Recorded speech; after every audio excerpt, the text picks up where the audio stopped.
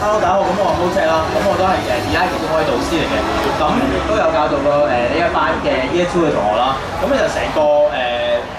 project 啦，我覺得同胡文化合作呢個計劃咧，其實我自己覺得係好有意思嘅，咁同埋對班學生嚟講，其實係學到好多嘢，因為由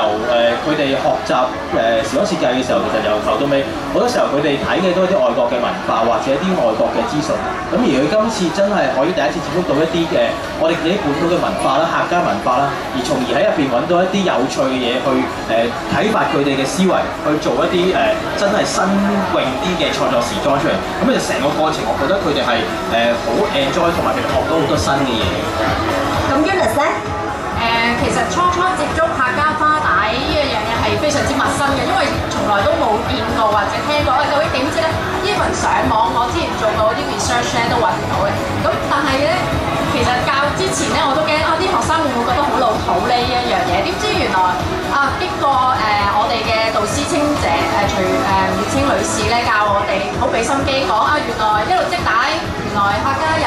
佢將佢哋對於下一代嘅祝福全部擺晒喺個客家花帶度咧，其實都可以感動得到呢一代嘅年青人啦。咁佢哋可以透過佢哋嶄新嘅設計擺翻落去佢今日嘅演繹呢一個 collection 度，所以都非常之滿意咯。嗱，我唔知大家咧睇頭先嘅 fashion show 咧，你哋嘅感覺係點？我自己咧就好滿意嘅，因為我亦都好 impress 嘅，因為我已經睇過頭先係第二次，但我都仍然再想睇多幾次。咁不如講下你哋兩位對今次學生嘅作品滿唔滿意？又或者你覺得即係整體今次呢一套服裝，你哋個感覺係點樣？咁當然好滿意啦，非常滿意啦。因為你見到其實除咗佢哋保留到一啲傳統文化嘅時裝之外，其實你都見到其實好多嘅入邊嘅啲衫某程度上其實都好現代化，基本上可以話可以喺着出街啊，或者甚至乎去一啲宴會啊，其實絕對已經係冇問題嘅。同埋其實我覺得係估唔到佢哋嘅創意係咁闊啦，因為其實初頭係諗住教完呢一個 technique， 咁我唔知佢哋出嚟會有啲乜嘢嘅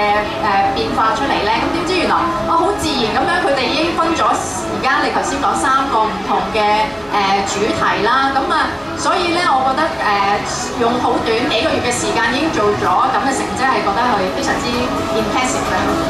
我都覺得呢一班嘅設計，即係設計部嘅學生咧，將來咧一定成為香港好出色嘅設計師㗎。咁唔該晒 Paul同 Eunice。咁不如而家咧有請 DI 嘅學生啦。咁我知道咧 Moni 同埋陳樂兒咧頭先都係有你哋嘅作品喺裏邊㗎。咁不如你哋又講下或者分享下，你覺得今次咧成個設計嘅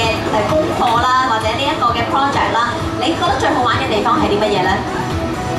我覺得最好玩嘅地方就係主辦單位今次俾咗好多機會俾我哋，同埋佢俾咗好多內容俾我哋嘅。因為平時我哋設計之前咧，通常都係自己做資料搜集啦，但係今次大會咧就安排咗客家婆婆教我哋點樣織花帶啦，同時幫我哋介紹咗客家嘅文化同埋歷史，令我哋更加可以從中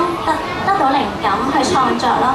咁譚樂兒咧？咁我覺得最好玩嘅地方就係之前未接觸過客家花帶呢樣嘢嘅，但係透過呢個活動咧，咁就令到我可以欣賞客家文化嘅即係美麗之處啦，跟住將佢融入去我嘅設計裏面，呢樣係最好玩。你知唔知咧？客家花帶咧已經係可以話開始失傳嘅一個技術嚟㗎，所以咧你哋能夠學到咧，絕對係你對呢個文化傳承咧係擔當咗一個好重要嘅角色，所以你哋學咗咧係絕對唔會後悔嘅。咁多謝晒咁多位，咁多位咧可以先落台休息一下啦。咁喺呢度咧，今日非遺落在3棟屋嘅同樂日嘅所有嘅台上表演咧已經圓滿結束㗎啦，但台下精彩嘅活動咧亦都會繼續進行嘅，咁直至到今日嘅6點鐘。咁大家記住咧，要把握機會咧去參與唔同嘅遊戲攤位啦，同埋示範活動，咁認識我哋嘅非物質文化遺產。咁稍後咧，我哋會喺廟個前面個地嗰度咧，我哋會有一個嘅彩青嘅活動。咁如果大家有興趣嘅話咧，亦都可以逗留，可以去欣賞一下㗎。喺呢度再一次多謝大家今日參與我哋呢一個活動，祝大家有一個愉快嘅下午，多謝晒。